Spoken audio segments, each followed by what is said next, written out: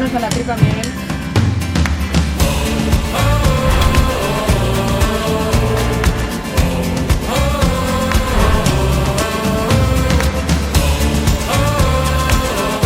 La medicina de urgencias y emergencias es pasión, es entrega, es dedicación, con una clara misión: salvar vidas en las situaciones más críticas, bajo presión y en acontecimientos sin precedentes. Pazientekin eta profesionalekin dugun konpromiso irmoari eutsiz, urgentzietako arreta hobetzen jarraitzen dugu. Otro de los pilares de nuestra especialidad, enfocada siempre a la atención a las personas, es el trabajo en equipo, donde profesionales de la medicina, de la enfermería, técnicos de urgencias y emergencias, avanzamos juntos en sincronía, utilizando diferentes tipos de herramientas: los drones, la inteligencia artificial, la realidad virtual y dispositivos de diagnóstico portátiles.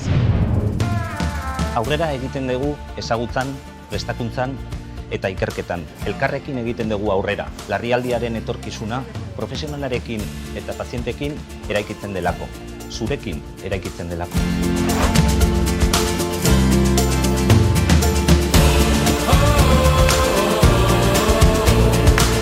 En 2026 queremos que forméis parte de ese avance. Nos vamos a juntar más de 2000 profesionales en San Sebastián, donde crearemos un espacio en el que el conocimiento fluye, la innovación se respira y se decide el futuro de nuestra especialidad. 2026an zu aurrerapen honen parte izatea nahi dugu. 2000 profesional baino gehiago elkartuko gara Donostian. Eta ezagutza eta berrikuntza arnasten den gune bat sortuko dugu. Gure espezialitatearen etorkizuna erabakitzen den gunea. Zatoz, CMSen 36. Biltzar Nazionalera. Jarrai dezagun aurrera egiten. Ven al 36º Congreso Nacional de SEMES. Sigamos avanzando.